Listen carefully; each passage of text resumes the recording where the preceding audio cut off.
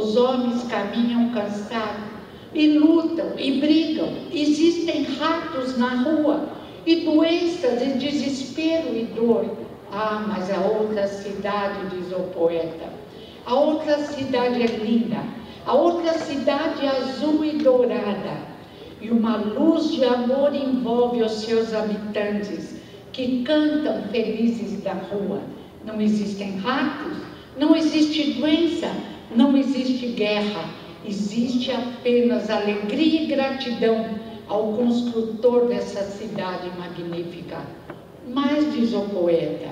não existem duas cidades, a cidade é uma só. Existem dimensões e cada um se coloca na dimensão que lhe é própria. O convite da parábola do festim de núpcias, o convite de Jesus dos sacerdotes druidas, de alguns sacerdotes tibetanos, de alguns sacerdotes egípcios, de vários sábios, mas intensamente feito e com muita propriedade por Jesus de Nazaré e reapresentado por Kardec, é para caminharmos para a luz. É para não materializarmos o Espiritismo e os ensinamentos de Jesus. É para não nos confundirmos novamente, como nos confundimos depois dos cristãos primitivos, do trabalho magnífico de Lutero, do trabalho admirável de Paulo de Tarso antes de Lutero, do trabalho de indivíduos que se sacrificaram para produzir a transição planetária com extinção dos pensamentos menores. Agora é a nossa hora. Um trabalho através do exemplo, da coragem de nos olharmos frente a frente, de conhecermos-nos como de Sócrates, de analisarmos nosso comportamento à luz dos ensinamentos de Jesus de Nazaré, de não nos desculparmos perante nosso orgulho, vaidade, egoísmo e pensamentos menores, de falarmos francamente: Jesus, tenho esses defeitos, ajuda-nos a mudar. Sei que estou errado, mas quero participar agora desta grande transição planetária, dessa mudança de mentes e corações, desse renascimento que provocará uma mudança de caráter, desse renascimento que nos desmaterializará, diminuindo a intensidade do jugo do nosso corpo de carne sobre o nosso espírito belíssimo, eterno e indestrutível. Jesus, somos potências divinas, mas não consigo me expressar em ato. Ajuda-me a esquecer de mim mesmo, de minhas dores irreais e tolas, de meus desejos espúrios, dos meus gestos inadequados, tantas vezes repetidos através dos séculos. Ajuda-me, Jesus, a ser verdadeiro, a ser leal primeiro comigo mesmo, a realmente conseguir uma mudança interior para participar da belíssima mudança planetária que está acontecendo, aparentemente, através de problemas vários. Ajuda-me, Senhor, a enxergar nas crianças e nos jovens as suas necessidades, a despertar nos idosos que estão mais próximos do reencontro com aqueles que se responsabilizaram por sua reencarnação e que devem aprender a finalidade da existência e que precisam aprender a arte de ser feliz. Mas ajuda-me, Senhor, a emitir sempre pensamentos de amor, de progresso, de crescimento espiritual, de alegria, de higiene da alma, de higiene da minha mente, de atendimento às necessidades físicas, de higiene do corpo mental, mas de atendimento às necessidades psíquicas, de higiene da alma. E que eu possa transmitir isso às crianças e jovens, para que encontrem a esperança sonhada, para que consigam já se expressar nas dimensões de luzes, para que não fiquem agora confusos com as seduções da carne, com o canto efêmero das sereias, com os impulsos menos adequados que nos arrastaram por sofrimentos e dores facilmente evitáveis se nos ligássemos às luzes do universo. Mas para isso é preciso que nós consigamos mergulhar na cidade azul e dourada, tão bem apresentada por Mário Quintana.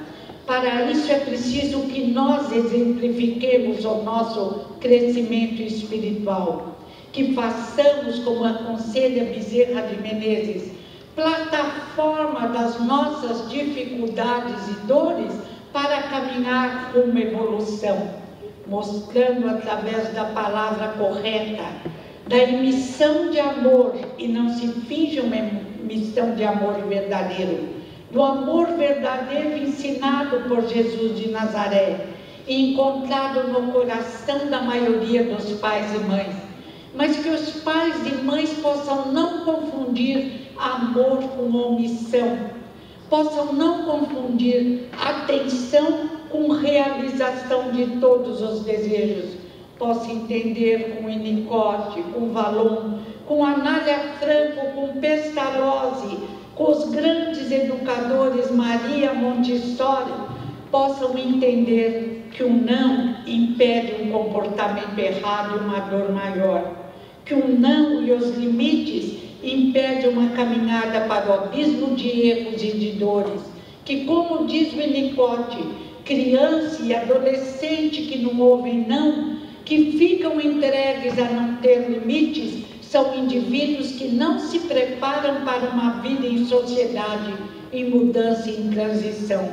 E ao primeiro não, a primeira frustração, tombam feridos na estrada, e muitas vezes é difícil soerguê-los, que a falta de limites, a falta de não, a falta de Jesus em nossas vidas faz com que as crianças e os jovens e até idosos desesperados, cansados das sombras, cansados de si mesmo, cansados da corrupção, da desesperança de um mundo ainda materialista, porque muitos que colocam o título de alguma religião espiritualista são materialistas porque são escravos da matéria, que é preciso a religiosidade verdadeira, dentro do conceito do dicionário filosófico Lalande,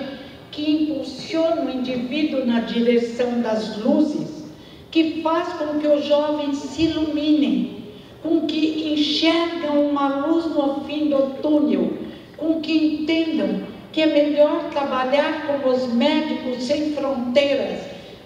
diminuindo e extinguindo a dor do próximo, do que criar através de tatuagens suas próprias dores.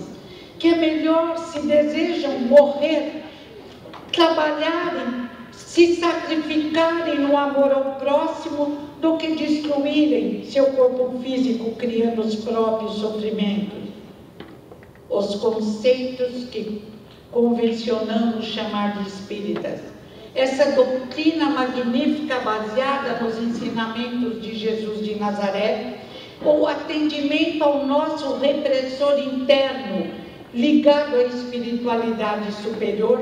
o mergulhar no nosso karma positivo que nos acompanha através dos séculos e é mais forte que o karma negativo, ou criar um novo processo reencarnatório através de uma educação que nos liberte das paixões inferiores, fará com que esse grande número de indivíduos, que numa visão magnífica eu vejo erguendo hinos de glória a Deus, que numa visão magnífica eu vejo é o nosso futuro, construindo cidades super organizadas, sem dores, sem sofrimentos, sem assaltos, e com os processos que a medicina, a psicanálise, a psiquiatria e a educação desenvolveram, auxiliando naqueles que se expressam na carne, numa carne mais aprimorada, numa antimatéria mais forte. Este é o grande convite, a grande transição planetária, com plantas que dispensam inseticidas, com frutos e legumes que realmente alimentam, não mais com a necessidade de exterminarmos, como diria São Francisco de Assis, nossos irmãozinhos menores, o gado tão doce, tão sofredor, os peixes, todos os animaizinhos que dependem de nós, do nosso amor, que vieram à terra para serem tratados, velados, crescerem, que têm direito ao mesmo processo de crescimento, mas agora com menos dores, com menos crueldade, com mais amor. Pais que utilizam a doçura, é claro, o diálogo, que jamais recorre à chibata, que respeitam seus filhos tanto quanto querem ser respeitados, mas que possuem uma voz firme e uma voz que é ouvida, respeitada e atendida, porque todo ser humano precisa desse zelo, desse amor que se debruça sobre nós, mas que diz como Jesus nos disse: seja o seu sim, sim, o seu não, não. Pais que apresentem adequadamente Jesus de Nazaré. Pais que apresentem o melhor da terra, os grandes vultos que caminharam na terra num sentido de libertação. Pais que apresentem o ser da terra, seja na visão da ciência atual, que nos diz, como nesse livro O Cérebro que se Transforma, como nos livros do Dr. Oliver Sacks, o que pensamos, construímos sobre o nosso cérebro, que é o transmissor do nosso espírito sobre o nosso corpo físico. O nosso pensamento é uma força, diz o Dr. Norman Doidge, Dr. Paul Barry, Mazenic, Rita Levi e tantos outros. O nosso pensamento é uma força que modela o nosso cérebro, que age sobre nós, libertando-nos de síndromes várias, que nos permite nos transformarmos de indivíduos frágeis, inseguros, indivíduos fortes, seguros, que creem em Deus, que possuem a fé divina, fé em si mesmo. Somos deuses, somos luzes, somos o sal da terra, podemos fazer o que Jesus fez e muito mais, mas fé no Deus Criador, Senhor de todas as coisas, ou como diziam os profetas hebreus, Salmo 23, o Senhor Deus é meu pastor, nada me faltará. Ainda que eu ande no vale escuro da morte, Deus está comigo. O Senhor Deus é meu pastor, nada me faltará. Os profetas dos Apocalipses, outros indivíduos que trazem profecias inadequadas, convites menos adequados que surgem até mesmo na casa espírita passarão. Aqueles que quiserem acompanhar os convites menos adequados, que sigam, porque fatalmente depois voltarão a nós, amigos queridos, inseparáveis, irmãos, mas que sejamos nós, não os profetas do mal, das sombras, da dor, da inadequação, que tenhamos à nossa frente a luz maior de Jesus de Nazaré, de Bezerra de Menezes, dos amigos que caminharam mais, do meu querido Herculano Pires, que tenhamos sempre à nossa frente, alegoricamente falando o Evangelho de Jesus, não apenas na teoria, mas sobretudo na prática, iniciando por pequenos atos, porque ainda somos muito pequenos, mas lembrando que Jesus disse que se fizéssemos certas pequenas coisas, teríamos acesso e tendência nas grandes. Ninguém nos julga, o que é mais grave, porque nós somos nossos juízes. Do lado de lá, sem a clausura da carne, conversaremos conosco, analisando como pensamos, como agimos, como fizemos, sobretudo em direção à divulgação dessa doutrina libertadora, na liberdade verdadeira exemplificada por Jesus de Nazaré, e não na libertinagem com a qual tantas vezes tentamos confundir o nosso próximo. Somos responsáveis por nós mesmos, mas somos responsáveis pela divulgação dessa doutrina que conseguirá fazer da transição planetária uma obra magnífica, um explodir de luzes, um verdadeiro acender de luzes. E como disse o mestre de Nazaré, e nunca mentiu, surgirá na terra um só rebanho, um só pastor. A verdade dominará a terra. Não surgirão vários rótulos, não será a ciência, a filosofia, a religião, o saber. Somos Deus e somos luzes, somos o sal da terra e, queiramos ou não, vamos iluminá-la. E os alunos rebeldes que preferirem aulas de reforço em outras expressões planetárias, que não por castigo, mas que, como nas boas escolas, precisarem de um reforço escolar, terão a oportunidade de